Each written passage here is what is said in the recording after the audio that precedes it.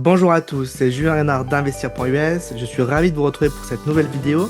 Alors aujourd'hui, on va se poser la question, est-ce qu'il est rentable d'investir dans l'immobilier locatif aux États-Unis? Vous êtes prêts? C'est parti!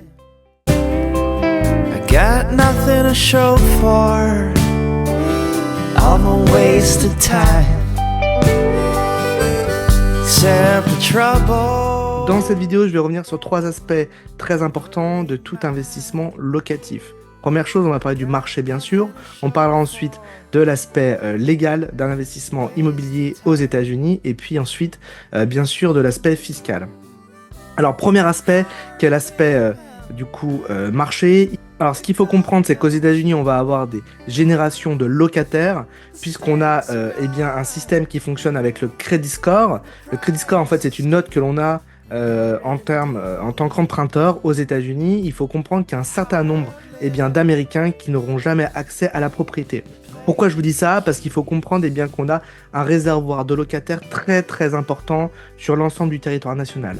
Bien sûr, il faut faire une analyse poussée avant d'investir dans l'immobilier aux États-Unis. Il faut comprendre que les États-Unis, c'est un territoire immense, à l'image d'un continent. D'un État à un autre, la demande locative n'est pas la même. Il faut regarder les fondamentaux économiques, les tendances économiques. Est-ce qu'il y a des jobs qui sont créés? Les jobs, évidemment, vont induire du recrutement. La population américaine est très mobile, donc vous allez avoir des endroits qui vont se vider de leur population et d'autres, effectivement, qui vont en gagner. Et donc, c'est pour ça qu'il faut être au bon endroit au bon moment.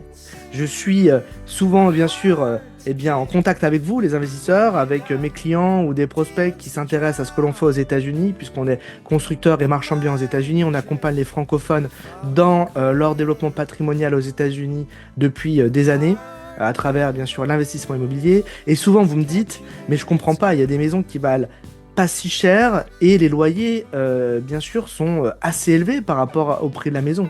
Bah, effectivement, c'est l'offre et la demande. Effectivement, ça peut paraître incroyable par rapport à ce que l'on peut connaître à l'endroit où l'on vit. Si vous vivez en France, en Belgique, en Suisse ou même au Canada, c'est peut-être différent, mais il y a des zones aux États-Unis où les rendements sont très élevés, les rendements bruts. Donc vous prenez le loyer dont vous faites le ratio par rapport au coût d'acquisition, et c'est effectivement assez incroyable. Je vous donne un exemple sur la région aujourd'hui sur laquelle on travaille principalement, qui est la région du lac Pickwick, dans le nord-est du Mississippi, le sud du Tennessee. Aujourd'hui, nous, on vend des maisons neuves à moins de 300 $. Ce sont des maisons qui, généralement, se louent au moins 2000 $ par mois. Donc, ça peut paraître effectivement beaucoup. Ça donne un rendement locatif important. Après, il faut comprendre que la deuxième grande notion qu'il faut regarder sur le marché pour que l'investissement immobilier soit rentable, c'est effectivement les charges qui sont liées à cet investissement.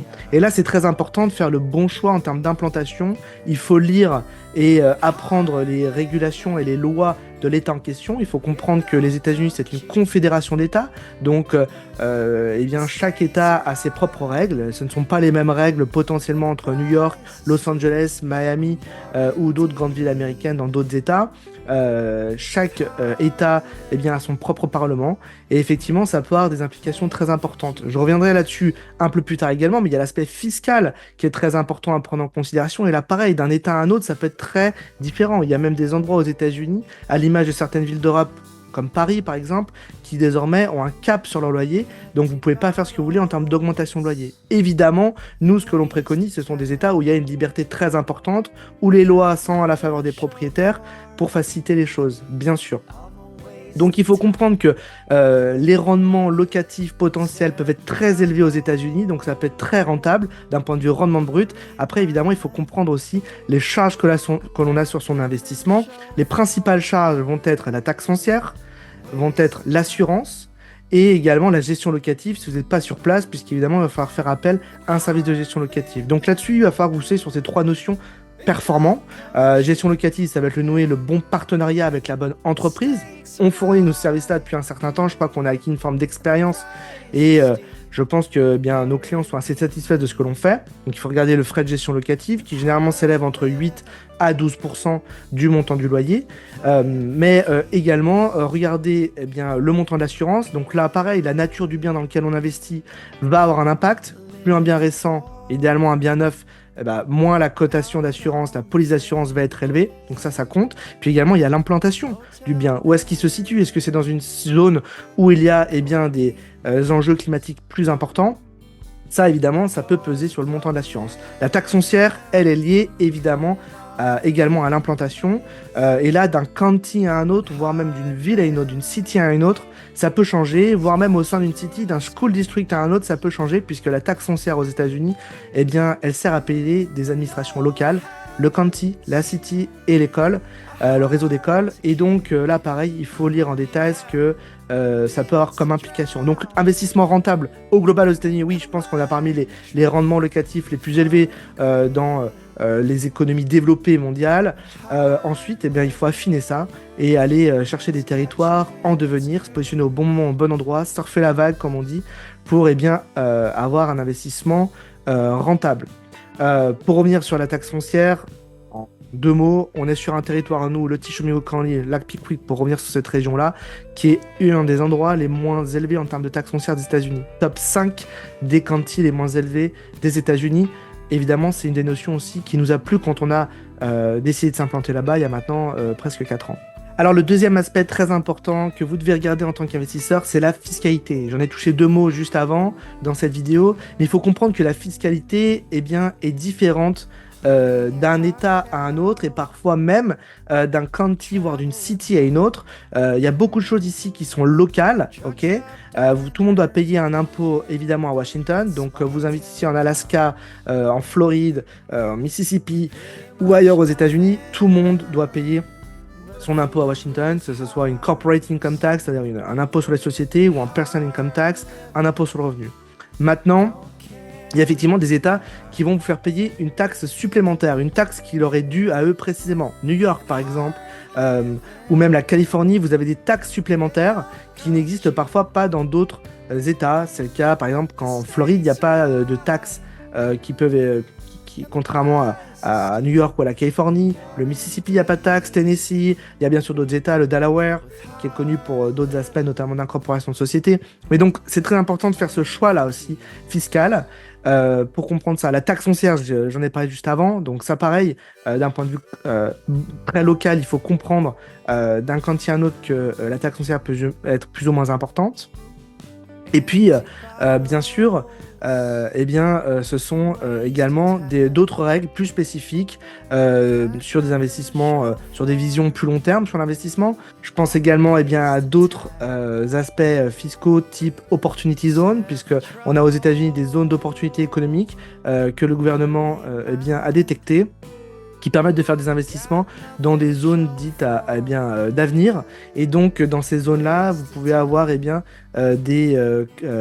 tout simplement ne pas payer de taxes ou payer une taxe en partie en fonction du temps que vous gardez le bien en tant que propriétaire. Donc il y a d'autres aspects fiscaux plus importants qui peuvent encore améliorer la rentabilité de votre investissement aux États-Unis. Dernier aspect très important, c'est l'aspect légal. L'aspect légal, ce qui va compter, c'est vraiment l'endroit que vous allez choisir. Évidemment, là, les lois peuvent être plus ou moins favorables à vous en tant que propriétaire, puisque, comme vous l'avez compris, chaque État peut avoir des lois différentes, et notamment les enjeux sur les évictions. Alors, c'est pas quelque chose que, évidemment, on aime faire. On n'est pas très coutumier de faire ça non plus, nous, je pense que ça se passe en amont, c'est-à-dire que si on fait le choix du bon bien, on aura le bon locataire et on ne devrait pas avoir de problème pour collecter son loyer. Maintenant, si ça doit se passer, évidemment, il faut le prévoir et cet aspect légal est très important, évidemment, pour votre investissement. Important également, pour la revente, pour la vie de votre investissement. Il y a eu notamment des zones plutôt libérales, donc plutôt démocrates, plutôt portées côté locataire dans le passé, qui par exemple ont mis en place des règles spécifiques avec des normes supplémentaires. Donc les propriétaires doivent faire des travaux et ça évidemment ça handicape la rentabilité de votre investissement. Pour conclure sur cette vidéo, un investissement immobilier aux États-Unis, la rentabilité est quand même très importante. Pour comprendre en globalité, vous allez avoir des rendements qui devraient être au-delà de 5% net, parfois beaucoup plus que ça, plus que 10% net est également possible. Il va falloir comprendre que ça va dépendre de dans quel endroit vous allez investir, quel type de bien vous allez choisir, et c'est ça qui va évidemment déterminer. Aux États-Unis, on a 4 types de locataires, 4 types de quartiers. Classe A étant les quartiers les plus haut de gamme, B étant les quartiers moyenne gamme, C étant les quartiers les plus bas de gamme, et puis D étant vraiment les quartiers les plus populaires. Nous, on travaille sur du B, qui est pour nous un bon équilibre entre avoir une rentabilité importante, une perspective de plus-value, et également avoir un risque qui soit quand même acceptable.